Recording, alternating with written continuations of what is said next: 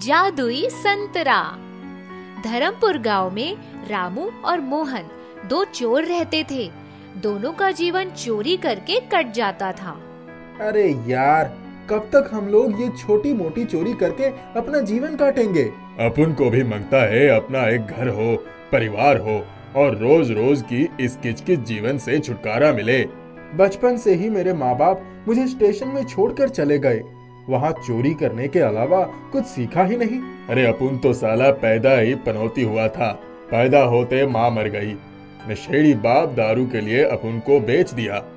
दोनों बात करते करते एक संतरे के बागान में पहुँचे। आज तो यही नसीब में है, यहाँ से संतरा चोरी करके बाजार में बेच देंगे। अरे लेकिन नजर रखना, कोई रखवाली करने वाला देख ना ले, वरना फिर पुलिस के चक्कर काटने पड़ेंगे। अपन नजर रखता है, तू जल्दी जल्दी संतरा तोड़ ले। रामू और मोहन संतरा तोड़कर ले जाने लगते हैं। एक संतरा वो सबसे ऊपर पेड़ पर लटका था। देखने में बहुत ही सुंदर था। आकार में दूसरे संतरे से बड़ा और रसीला दिख रहा था। मोहन को वह संतरा देखकर बहुत लालच आ गया। उसने वह संतरा तोड़ना चाहा। तभी वहाँ उस बागान का मालिक आ जाता है। मोहन चल भाग, कोई आ रहा है। हाँ हाँ, बस मैं आ रहा हूँ। कौन है वह? अरे चल चल, जो मिल गया वो भी हाथ से जाएगा, भाग यहाँ से। मुरारी को देखकर रामू सारे संतरे लेकर भागने लगा। मोहन भी उस पेड़ से कूदकर भागने लगा। ओहो, बाल बाल बचे, वरना आज ये संतरे के मालिक हमें जरूर पुलिस के हवाले कर देता। मोहन एक संतरे को हाथ में बॉल की तरह उछालते हुए, चल अब सो जाते हैं, कल इस संतरे को बाजार में बेचकर पैसे कमा लेंगे। रामू और मोहन वही सारे संतरे के पास सो जाते हैं। उनमें से एक संतरा उछल उछल कर बाहर निकलता है और रामू की सर पर जाकर लगता है। आई मोहन, ठीक से सो, मुझे मार क्यों रहा है? अरे मैंने कब मारा? वह संतरा बार बार दोनों के ऊपर उछलने लगता है। अरे अब तू अपन को क्यों मार रहा है? दोनों इसी बात पर लड़ने लग जाते हैं। तभी उनके सामने वो संतरा उछलता हुआ आता है। दोनों उसको देखकर डर जाते हैं और एकदम पीछे की तरफ गिरते हैं। अबे ये देख, क्या बला है? रोक इसे, यही है जो हम दोनों को मार रहा था। तभी मोहन पास में पड़ी बाल्टी लेकर उस संतरे के ऊपर रख देता है। फिर वो बाल्टी बहुत तेज तेज हिलने लगती है। अरे ये कौन सा संतरा है और ये उछल कैसे रहा है? अरे ये तो अपन को नहीं पता, अभी इसे ऐसे रहने दे, कल देखेंगे, अभी सो जा। दोनों वहीं पास में सो जाते हैं। सुबह जब जागते हैं तो वो कमरा पूरी तरह से संतरे से भर जाता है। चारों तरफ बहुत सारे संतरे होते हैं। अरे ये क्या, इतने संतरे कहाँ से आ गए? ये जरूर उसी जादुई संतरे का काम होगा। वो है कहाँ? देखते देखते वहाँ बहुत सारे संतरे हो जाते हैं और वो उस कमरे से बाहर निकल रहे होते हैं। एक काम करते हैं, मैं उस जादुई संतरे को ढूंढता हूँ, तू जाकर देख ये संतरे कहीं बाहर ना चले जाए। हाँ ठीक है, मैं जाता हूँ। इतना कहकर मोहन कमरे के बाहर जाता है। इतने में वो देखता है कि एक लड़की वहाँ खड़ी होकर संतरे खा रही है। तभी पीछे से रामू भी आ जाता है। ए बच्ची, तुम ये नहीं खा सकती, ये हमारा संतरा है, हमें वापस कर दो। मैं अनाथ हूँ, मुझे बहुत भूख लगी है, कई दिनों से मैंने कुछ नहीं खाया। मोहन रीता को गोद में उठा लेता है और उसे संतरे खाने देता है। दोनों रीता को अपने साथ लेकर घर में वापस आ जाते हैं और उसे पेट भर खाना खिलाते हैं। वह उसे बहन की तरह रखते हैं। तभी वो जादुई संतरा भी उछलता हुआ वहाँ आ जाता है और रामू उसे पकड़ लेता है। जब दोनों के पास बहुत सारे संतरे हो गए, वो उन्हें बेचकर अच्छे पैसे कमा लेते थे और उन्होंने अब चोरी का काम भी छोड़ दिया था। अब हमारे पास बहुत कुछ है, क्यों ना हम लोगों की मदद किया जाए?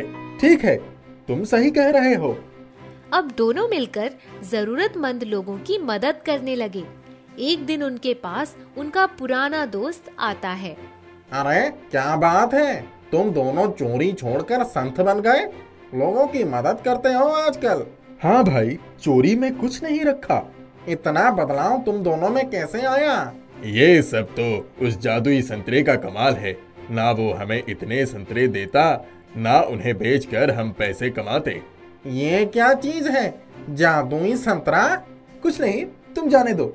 ये बताओ, तुम्हें कुछ मदद चाहिए क्या? अरे मेरा काम तो हो गया। ऐसा कहकर अमित वहाँ से चला जाता है। मन ही मन कहता है, अब मैं इनसे वो जादुई संतरा चुरा लूंगा और फिर देखता हूँ कौन सा जादू है उस संतरे में। हाँ। तभी अमित छुपकर मोहन के घर में खिड़की से झांककर देख लेता है। जादुई संतरा एक कमरे के अंदर रखा हुआ है। रात के वक्त खिड़की के रास्ते से अंदर जाकर संतरे को उठाने लगा। तभी जादुई संतरा उछलता हुआ उसके सर पर मारने लगा। अरे अरे ये सच में जादुई है, वरना ये उछलता कैसे? अब तो मैं इसे लेकर ही रहूंगा। अमित जादुई संतरे को अपने हाथ से पकड़ लेता है। तभी वो संतरा अपना आकार बढ़ा देता है और देखते ही देखते वो संतरा एक विशाल संतरा बन जाता है और अमित उस संतरे के नीचे दब जाता है। बचाओ! अरे बचाओ मोहन, मुझे बचाओ इस जादुई संतरे से, ये मुझे मार रहा है, बचाओ! अमित की आवाज सुनकर दोनों भागते हुए उस कमरे में आते हैं। अमित दोनों को देखकर उनसे माफी मांगने लगता है। अरे मुझे माफ कर दो, मैं यहाँ इस जादुई संतरे को चुराने आया था, मुझे बचा लो इससे। हम तुम्हें माफ कर देंगे, लेकिन आज के बाद तुम कभी भी चोरी ना करो तो। अमित हाँ कर देता है। उसके कहते ही जादुई संतरा वापस अपने आकार में आ जाता है। उसके बाद तीनों संतरे के व्यापार में लग जाते हैं। एक दिन रामू मोहन से कहता है, इस जादुई संतरे के बारे में जिसको भी पता चलेगा वो इसे चुराने जरूर आएगा। क्यों ना हम इसे जमीन को वापस दे दें? सही कहा तुमने। वैसे भी हम अब मेहनत करके ही अपने काम को सफल करेंगे। ऐसा कहकर दोनों अपने खेत में जाकर उस संतरे को जमीन में गाड़ देते हैं और उसके बाद मेहनत से संतरे का काम करने लगते हैं। राजा जय सिंह के राज्य में प्रजा बहुत खुश थी। जय सिंह के दरबार में सभी लोग अपनी समस्या सुलझाने के लिए आते थे। राजा बड़ी बुद्धिमानी से सबकी समस्याओं का निराकरण कर देते और लोग राजा को दुआएं देते हुए चले जाते थे। राजा जय सिंह के विवाह को 4 साल हो गए थे, परंतु अभी तक उनकी कोई संतान न थी। जय सिंह अपनी रानी चंद्रिका से बहुत प्रेम करते थे। रानी संतान पाने की लालसा में सारे व्रत उपवास करती थी। रानी को पेड़ पौधों से बहुत लगाव था। वो अपना पूरा समय अधिकतर महल के बगीचे में ही बिताया करती थी। एक दिन राजा जय सिंह ने कहा, रानी चंद्रिका, अगर हमारे भाग्य में लिखा होगा तो हमें जरूर संतान की प्राप्ति होगी। इतना चिंतित होने की आवश्यकता नहीं है। तुम दूसरे कार्यों में अपना मन लगाओ। रानी थोड़ी देर के लिए आश्वस्त हो जाती। एक दिन रानी अपने बगीचे में सेब के पेड़ के नीचे अपने हाथों से सफाई कर रही थी। तभी राजा जय सिंह वहां आ गए। रानी ने कहा, जरा आप इस पेड़ के जड़ में पानी डाल दीजिए, इसकी जड़ें सूख रही हैं। राजा जय सिंह ने तुरंत पानी लाकर पेड़ के जड़ों में डाल दिया। जड़ों में पानी डालते ही पेड़ बहुत जोर जोर से हिलने लगा। ऐसा लगा कि टूट जाएगा। रानी डर गई, लेकिन तभी अचानक उन्होंने देखा कि पेड़ स्थिर हो गया। उस पेड़ से कुछ फल नीचे गिर गए। तभी पेड़ से आवाज आई, रानी चंद्रिका, मैं तुम दोनों से बहुत प्रसन्न हूँ। तुम लोगों ने मेरी बहुत सेवा की है। ना सिर्फ अपने हाथों से यहाँ साफ सफाई करते हो, बल्कि हमारे अपने बच्चों की तरह देखभाल भी करते हो। इन फलों को खाने से ही तुम्हारे यहाँ संतान होगी। अब से इस पेड़ से तुम्हें रोज एक सोने का सेब मिलेगा।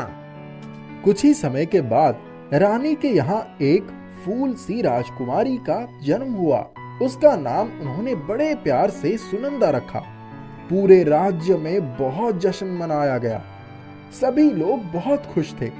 राजा जय सिंह ने रानी और राजकुमारी के साथ जी भरकर दान किया। धीरे धीरे राजकुमारी बड़ी हो गई।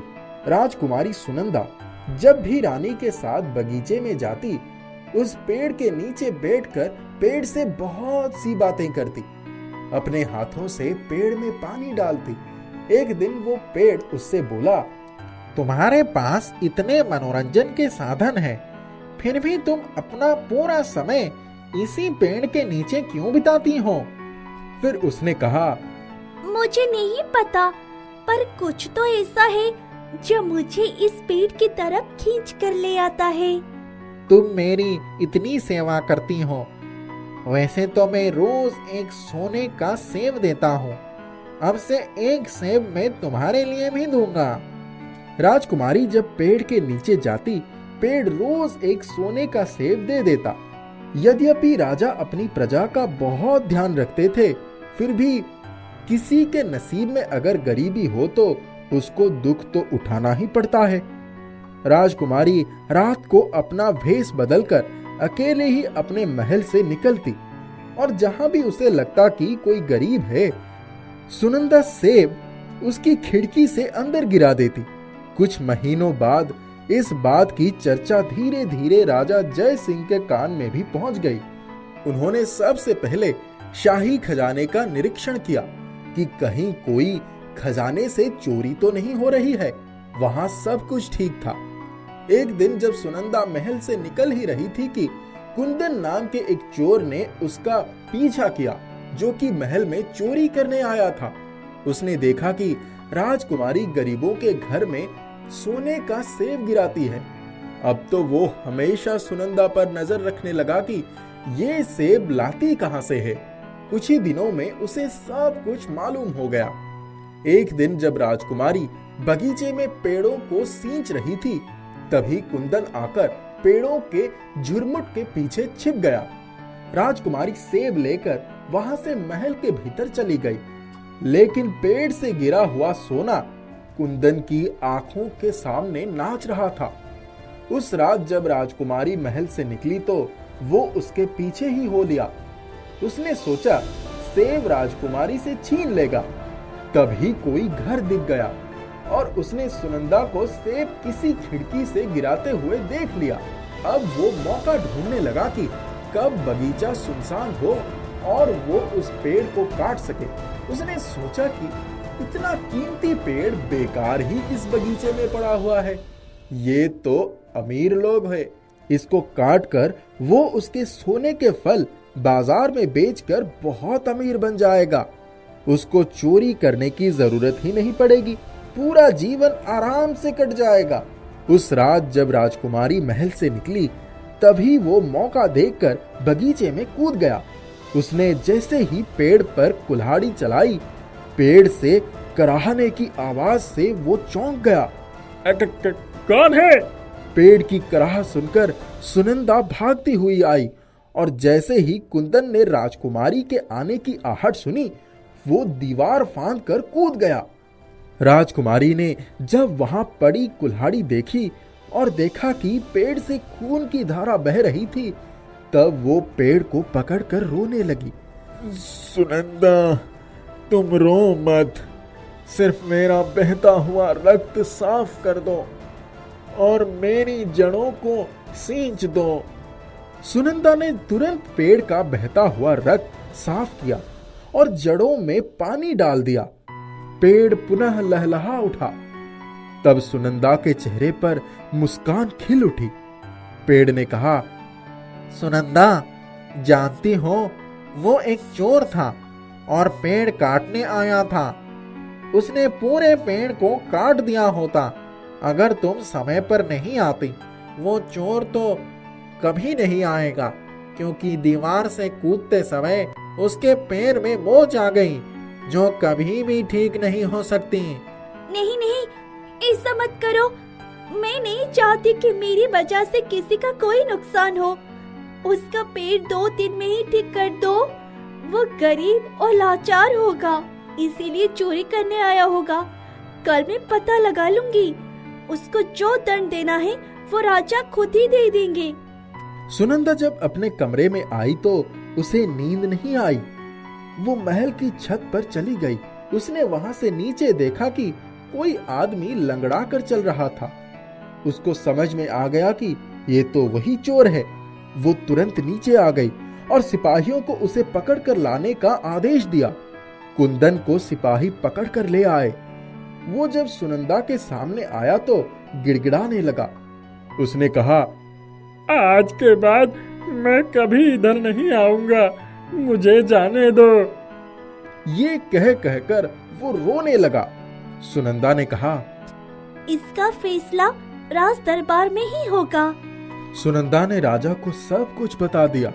दूसरे दिन राज दरबार में राजा ने उसे बुलाया और कहा, आज से तुम्हारी यही सजा है कि तुम इस बगीचे की रखवाली करोगे। कुंदन यह सुनकर अवाक रह गया। उसने कहा, हुजूर, इतनी बड़ी गलती करने पर भी आप मुझे ही इस बगीचे का रखवाला बना रहे हैं। हाँ, तुम्हारे अलावा आज तक हमारे राज्य में किसी ने चोरी नहीं की। इसके लिए तुम्हें हर महीने एक उचित रकम मिलेगी ताकि तुम्हें कभी भी चोरी करने की जरूरत ना पड़े। जब सुनंदा ने उसको बताया कि तुम तो जीवन भर के लिए अपंग हो जाते अगर पेड़ ने तुम पर दया न की होती। अब तुम 3-4 दिन में ही ठीक हो जाओगे। कुंदन राजा के पैरों पर गिरकर बोला, हुजूर, आपके जैसा राजा हो तो कोई दुखी नहीं रह सकता। आज से मैं हमेशा सिर्फ उसी पेड़ की नहीं बल्कि सारे पेड़ पौधों की रखवाली के साथ देखभाल भी करूंगा। दूसरे दिन जब सुनंदा पेड़ के पास गई तो पेड़ ने कहा, सुनंदा, तुम लोगों ने उस चोर का जीवन संवार दिया।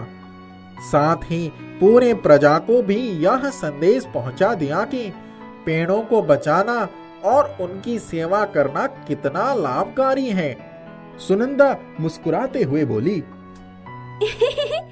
सब तुम्हारे कारण ही संभव हुआ है। मैं तुम्हें छोड़कर कभी नहीं जाऊंगी। यह कहते हुए वो पेड़ से लिपट गई।